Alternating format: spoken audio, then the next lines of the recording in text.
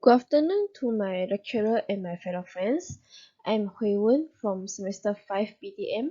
So today I would like to present chapter 6 in Marketing Service in Tourism, which is Managing Service Outcome Through People. So after we finish this chapter 6, we will learn about the role of service personnel, motivational job characteristics, and type of conflicts. First of all, I will explain about the service personnel. A service personnel, also called as service employees, are those people who provide an organization services for the customers. The service personnel are important in all organizations. However, they are particularly important in those situations where in the absence of growth from tangible products, the customer will form an impressions of the organization from the behavior and attitudes of its staff. Some of the examples for the service personnel are waiters, drivers, security guard, chef, operators, and so on. And these people will may perform a production or operational roles, but may also have a customer contact role in service organizations. And their behavior may be as important in enforcing the perceived quality of a service as the behavior of former sales staff. It is crucial, therefore, that these service personnel perform their job uh, effectively and efficiently, and also that the service organization's measure of effectiveness and efficiency include a strong element of customer orientation among its staff. According to Leonard Berry, the investments in employees are the key drivers of sustained business success in the companies.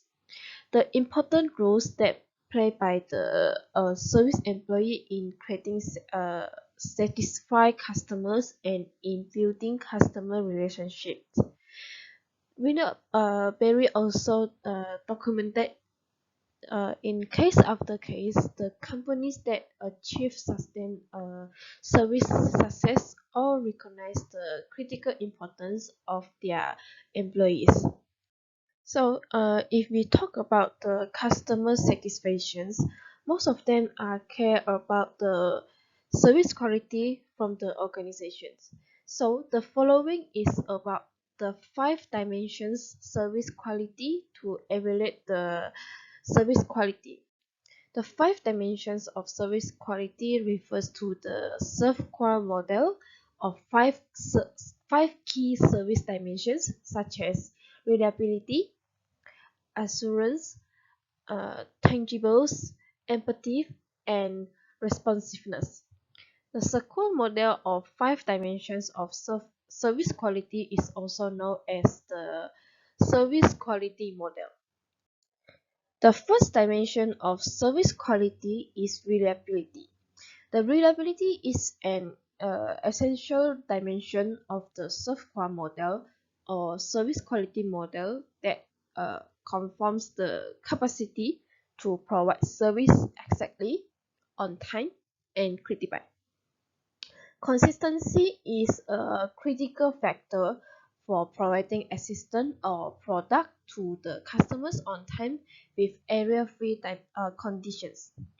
You have to respect the commitment to give your service on time accurately as you promised to them. For example, the organization is sending mail to the customers every day on time. And the second dimension is assurance. It means creating trust and credibility for the customers. It depends on the employee's technical knowledge, practical communication skill, consistency, uh, credibility, competency, and professionalism. Therefore, these skills will help the organization to gain customer trust and credibility. The assurance dimension combines four factors such as competence, competence, courtesy, credibility, and security. Firstly, competence means that having the requisite requisite skill and knowledge, while the courtesy refers to the politeness, respect, consideration, and friend friendliness of contact staff. Credibility is the trustworthiness, uh, belief, belief ability, and honest, honesty of the staff. And finally, the security means that the freedom from danger, risk, or doubt. The example of the assurance dimension is the employee showing their respect and being polite to the customers while service them. The tangible represents the physical facilities, employees' appearance, equipment, machine, and information system. It focuses on the facilitating materials and physical facilities.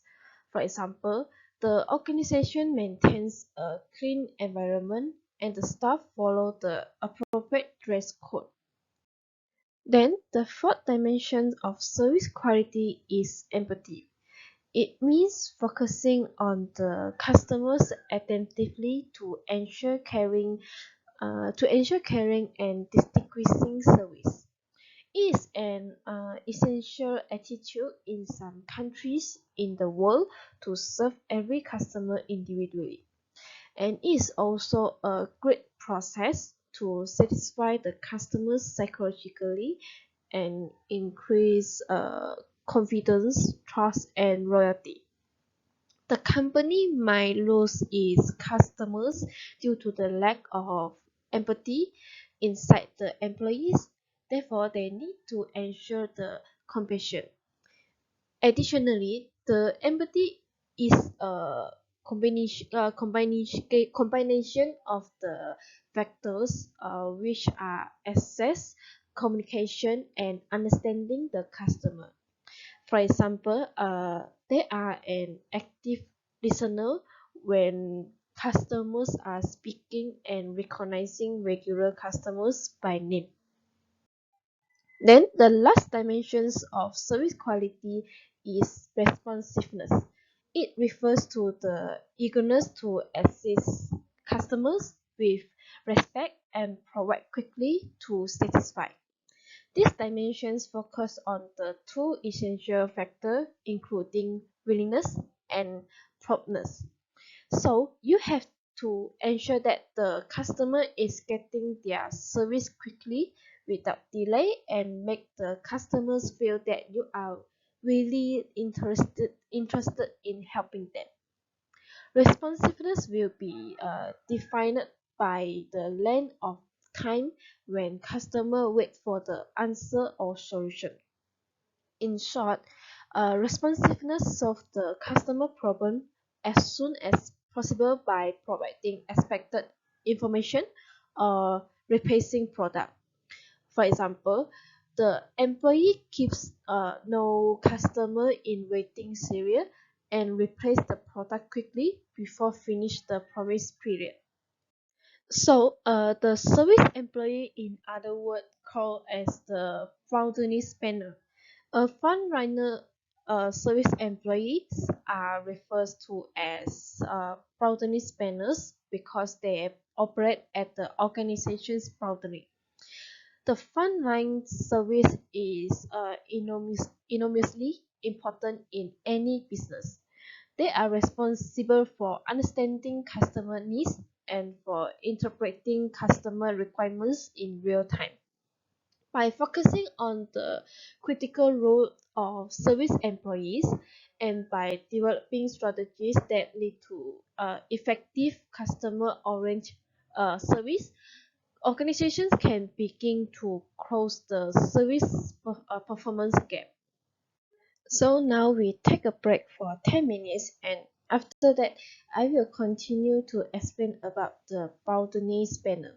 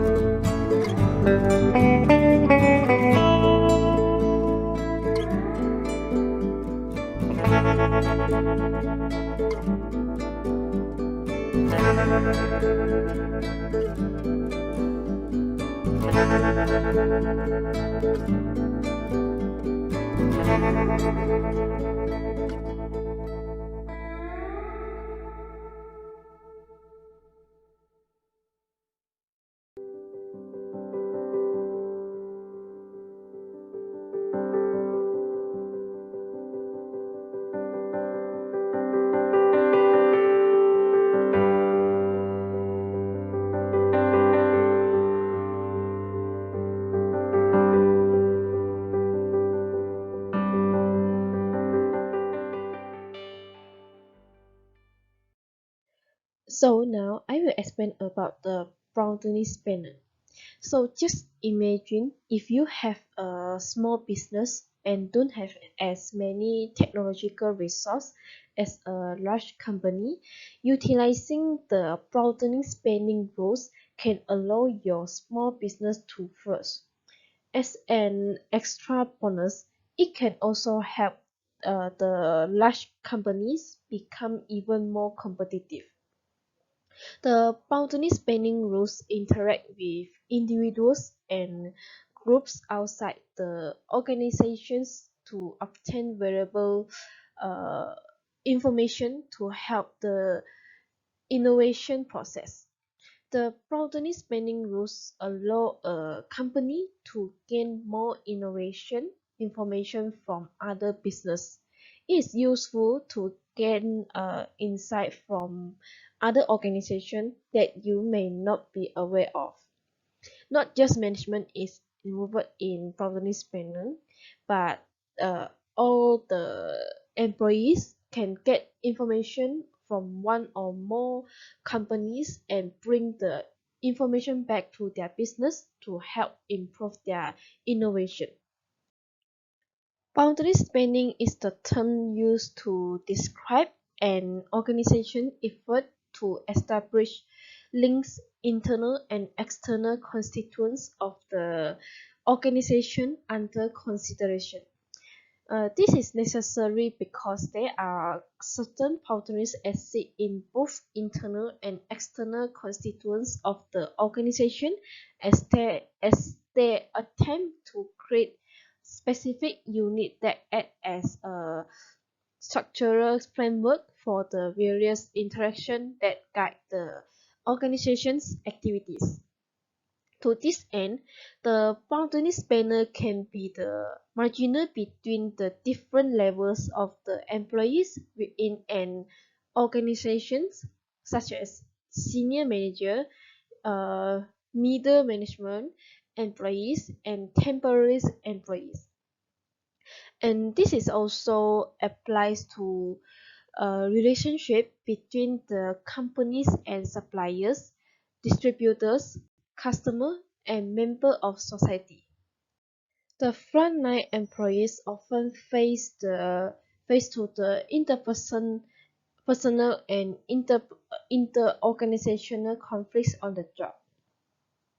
Uh, their frustration and confusion can rise if left unattended, and this may lead to stress and job dissatisfaction and diminished ability to serve customer and burnout.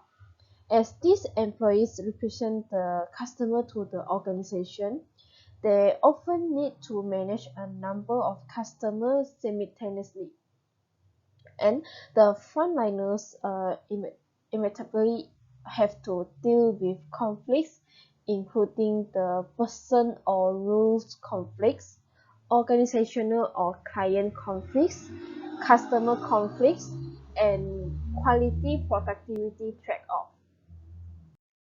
In some situations, The frontline employees feel conflicted between what they are asked to do and their own personalities, orientation, or value.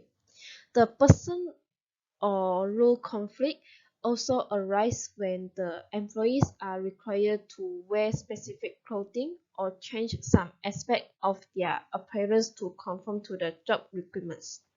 For example, a young lawyer just out of college may feel an internal conflict with his new role when his employer requires him to cut his long hair and track his casual clothes for three-piece suit. A more common type of conflict for frontline service employees is the conflict between their two bosses, which is the organizations and the individual customer. The service employees are typically rewarded for following certain standard rules and procedures. Ideally, these rules and standards are customer-based. When they are not, or when a customer makes excessive demand, the employees have to choose whether to follow the rules or satisfy the demands of customer. So, an employee has two bosses, one customer and one in the organization to whom he is reporting. These conflicts are especially severe when service employees depend directly on the customer for income. For example, the employees who depends on tips or commissions are likely to face greater levels of organizational conflicts because they have even greater incentive to identify with the customer. Sometimes conflict occurs for a boundary spanner when they are incompatible expectation and requirements from two or more customers. This occurs most often when the service provider is serving the customer in turn, such as a bank teller, a ticketing agent, a doctor, or is serving many customers like teacher and entertainment. In case of serving customer in turn, the service provider may satisfy one customer by spending additional time to customizing the service and being very flexible in meeting the customer needs. Meanwhile, waiting customers are becoming dissatisfied because their needs are not being met in a timely manner. In order to better understand the connection between the productivity and quality, let's first find out what each term means. So the first is the productivity. Productivity is the relationship between the amount of output and amount of the input needed to produce a product. In other words, management measure productivity by comparing the amount of a product produced to the amount of raw materials and manpower needed to produce a product. If less raw material and manpower are used to produce more of a product, then the productivity is considered high, while the quality is the measure of a product's flawlessness and excellence. In other words, when compared to a similar product, it possesses the characteristics that separate it apart based on things like inherent traits. Therefore, in the term of service marketing, this essential trade-offs between quality and quantity and between maximum effectiveness and efficiency place real-time demands and pressure on service employees. A technology is being used to an ever greater degree to balance the quality or quantity trade-off to increase the productivity of service workers and free them to provide higher quality service for the customer. So now we take a break first, and after that I will continue to explain about the job characteristic model.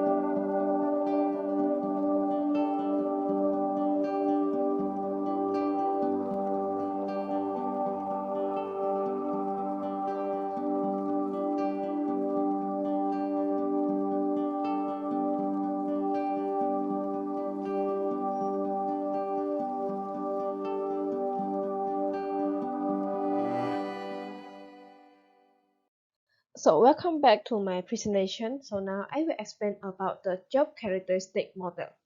The job characteristic model is a theory that is based on the idea that a task in itself is the key to the employee's motivation. In short, a boring and monotonous job is the disastrous to an employee's motivation, whereas a challenging, versatile job has a positive effect on motivation. The theory specifies five job characteristics that are predicted to benefit individuals' psychological stage and job result. The theory also encompass individuals variables that may function as the moderators to represent the relationship between the job characteristic and outcome variables. So according to the definitive process of the job characteristic model, there are five core job characteristics were to invoke three psychological stages in employees. These five characteristics lead to a lot of variable personal and work result. The moderators must moderate the connection between the job characteristic and psychological stage and between the psychological stage and the outcomes. The Heckman and Occam have defined the five job characteristics as skill variety, task identify, task significance, autonomy, and feedback. The first dimension of job characteristic model is the skill variety. Skill variety refers to the degree to which a job demands different activities in the execution of the task, where the various skills and talents of the working person are used. A monotonous job with repetitive tasks does not help the employee to develop a variety of talents. A worker who does an alternative works is probably more satisfied with his job than a person who routinely produce the same work every day. Having the different tasks, more responsibility, and more independence will be beneficial to a person's intrinsic motivation. So the second dimension of job characteristic model is task identified. This is the degree to which the work demands a complete process or product. This means that a certain job within the package of tasks has a clear beginning and ending, and allowing a person to work on a complete process rather than a small part. The employees often value carrying out a complete process such a work cycle, ensure that they are more involved in their work and will most likely feel more responsible than their colleagues who only take on a small part of the process. Then the third dimension of characteristic model is task significance.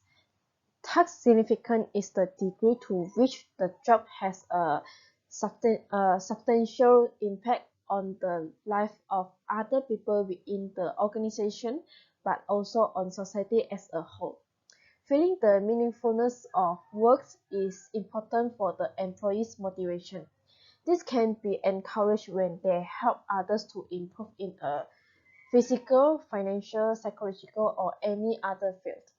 Then the next dimension of the job characteristic model is autonomy. Autonomy within a job refers to the degree to which an employee can work independently.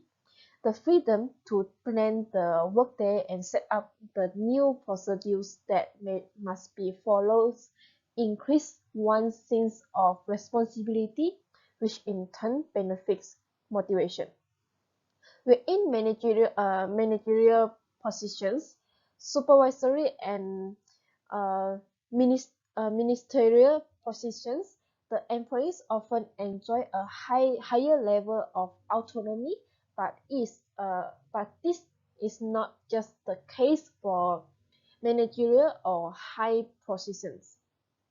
Other employees can also have a strong sense of responsibility and autonomy when they are given the freedom to carry out their tasks independently by means of the personal initiative. So the last dimension of job characteristic model is feedback. For the performance of the employees, it is important that they are informed of the effectiveness of their recent performance. Feedback can also have a positive effect on their motivation. When the managers tells the employees they are doing a good job, this will motivate them to continue in the same way. When they hear that their action did not meet the requirements, they will respond accordingly and try to improve their performance. The conceptual core of the theory is the series of the three psychological stages that mediate between the task attributes and the outcomes. The psychological stage apply to the individual who assigns the scores himself and therefore does not represent the characteristic or task within a certain job. When when an employee assign a high score five to all five job characteristics, he will experience all three of the psychological stage and he is highly intrinsically motivated. The three psychological stages are experiences meaningfulness, responsibility, and knowledge of result. The experiences meaningfulness of the work is the degree to which the employee experiences the work to be inherent and meaningful and something that add values to the experience. Meaningfulness is characterized by three of the job characteristics discussed above, which are skill, variety, task identify, and task significance. Then the experience feeling of the responsibility is formed by the amount of the autonomy the job offer and demands, while the knowledge of results is formed by feedback system within a company. Um, it indicates the degree to which the task holder is provided with direct and clear information on the effectiveness of his or her performance. The final part of the job characteristic model describes that when the five core job characteristics are present and the three psychological stages are reached, the following outcomes are likely to be achieved for the employee concerned, which are high performance, high motivation, and high satisfaction. A good performance of an employee consists a high quality of the delivered work and a large quantity of work. That is, productivity increases when the employee experiences the three psychological stages. Then, an employee can be motivated by external sources such as monetary rewards, but the most valuable motivation comes from within. In the intrinsic motivation is attained through variable, responsible, and autonomous work. A simple definition of satisfaction is an employee's level of satisfaction with his or her job. Hewlett and George provide a more complex definition for the satisfaction level that is referring to a multi-dimensional psychological reaction to someone's job. This reaction can be both cognitive, uh, uh, affective, and behavioral. So before I end for the presentation for this chapter, I want to add on some notes which is about the job characteristic model to the moderators.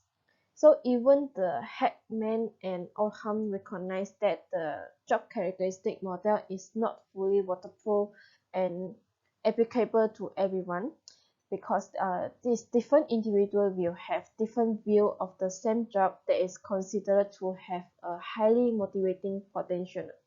This gray area is bridged by a set of inherent properties or characteristics. These are termed as moderators.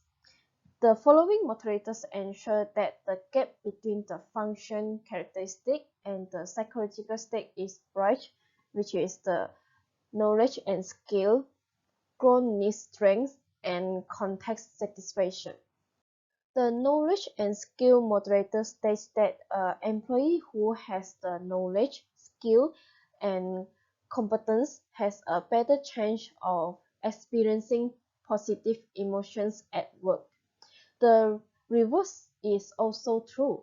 If an employee does not feel he possesses the right knowledge or skill to carry out these roles, he will not experience the three psychological stage and will therefore become demotivated. Then the growth needs strength refers to the degree to which an employee desires to grow and develop. If the employee has a high need to grow, uh, he will most likely respond faster to the new opportunities and take on new challenges. This employee will more easily experience the three psychological stage. However, if the employee does not have the desire to grow, he won't reach the psychological stage. The context working condition is the third moderator that can heighten access to the three psychological stage. The context is about matters such as the manager, wage, benefit, and job security.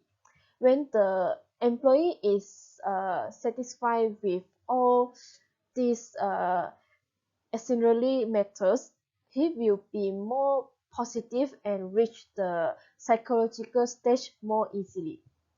So that's all for my presentation today. Thank you so much for your time to watching my presentation.